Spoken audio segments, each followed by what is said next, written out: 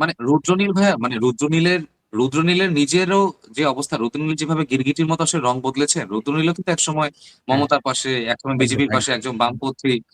রুদ্রনীলের চেয়ে আমার কাছে মনে হয় দেব বেটার। দেব একটাতেই, কিন্তু রুদ্রনীল যেভাবে রং বদলেছেন এবং রুদ্রনীলের যে ভাষা, ট্রু, ট্রু, ট্রু। মাঝখানে খুবই, একবার খুবই অ্যাগ্রেসিভ। কলকাতা কোন এক এয়ারপোর্টে আমি দেখছিলাম, ভিডিওতে বলছিলাম, উনি বলছেন যে বাংলাদেশিদের শিক্ষা দিয়ে দিব। এটা তো ভাই কোনো শিল্পীর মুখে কথা হতেই পারে না কখনো। উনি আমার কাছে বলছিলেন যে শিক্ষা দিয়ে দেবে এদেরকে। ওকে, ওকে শিল্পী কম রাজনীতিবিদ বেশি মনে হইছে।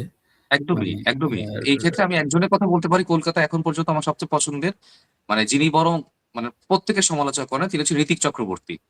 এবং এর জন্য তাকে প্রচুর আচ্ছা, গালমন্দ শুনতে হয়। তিনি তিনি এবং তিনি বলে দিয়েছেন যে আমি নাগরিক, আমি নাগরিক হিসেবে কথা বলতে ইচ্ছুক। আমি কোন পার্টিতে যাব না, এবং প্রত্যেক পার্টিকে নিয়ে তিনি ধরেন যথেষ্ট সমালোচনা করেন, এবং তাকে অনেকবার আ বলা হয়েছে, কটাক্ষ করা হয়েছে, বাট তিনি থামেন না। তিনি কিন্তু তার মতো করে ঠিকই সবাইকে হুম, হুম, সমালোচনা হুম। করে গেছেন।